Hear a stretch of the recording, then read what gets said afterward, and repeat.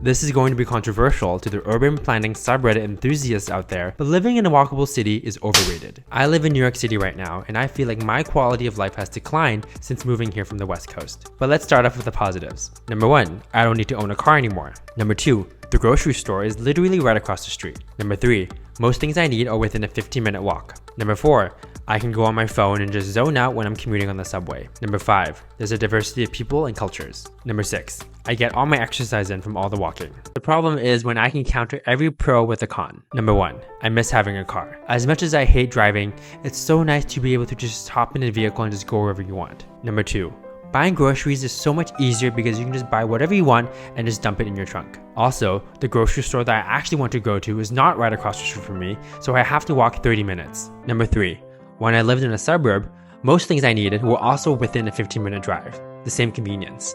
Number 4, the New York City subway is disgusting, packed with people, smells like pee, has crazies, and I've seen rats run around on the tracks. Number 5, I don't need to see that many people. It's not like I'm talking to them. And number 6, I get fresh air too walking around my neighborhood in suburbia, plus I get fresh air. Recently, there's been a lot of newfound hate for suburbs online. Just do a quick Google search and you'll find thousands of articles and posts and videos about how much American suburbs suck.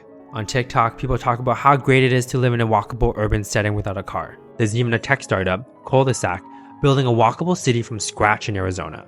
And I used to agree with all these people, since I grew up in a suburb. How nice would it be to have everything within walking distance, you have nice historic buildings to look at, and be in the hustle and bustle. I loved college, and college is basically a mini walkable city. The dorms, lecture halls, cafeterias, gyms, everything you need is within a 2-mile radius. So I thought I would love New York City too, which is why I gaslit myself into thinking I liked living here for the past 2 years. Oh, there's so many things to do, so many museums, the art, the culture, every store imaginable. But let's be real, you're not going to the Met every weekend. The restaurants here are honestly no better than what I had in California or Vancouver. Sure, there are more unique stories here, but how often are you walking into Issei Miyake to buy their $500 pleated pants?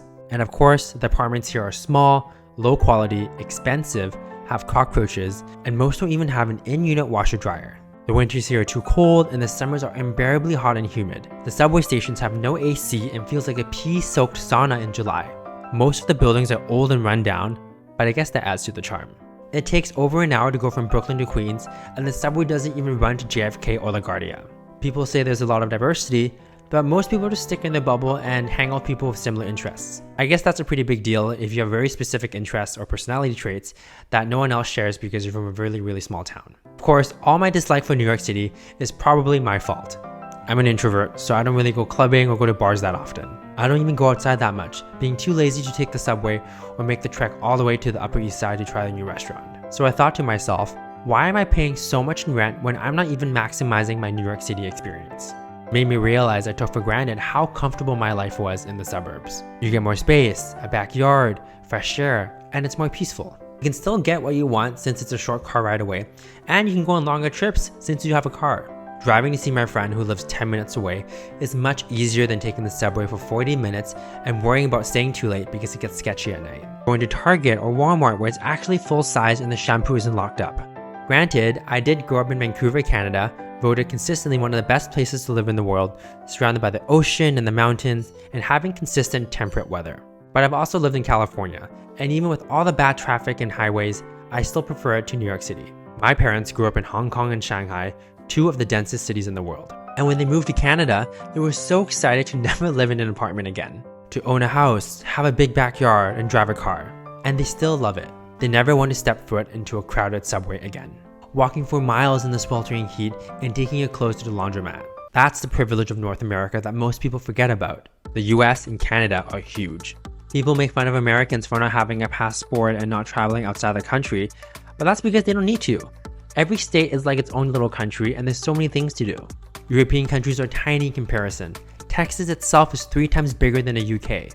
So it's a luxury to be able to build all these suburbs with all this land with such low population density. I will admit though that walkable cities are great for vacation. If you visit Paris or Tokyo, you don't have to rent a car. Walking around, eating snacks, trying new restaurants, going to museums, soaking in the views is great when you're on vacation. Everything is novel and exciting, but it gets old if you have to do that every single day.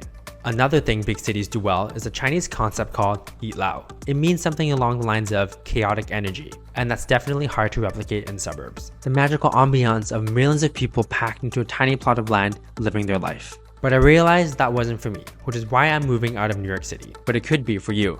Some people thrive in major metropolis cities, and some people thrive in smaller, quieter areas. You never know until you try both.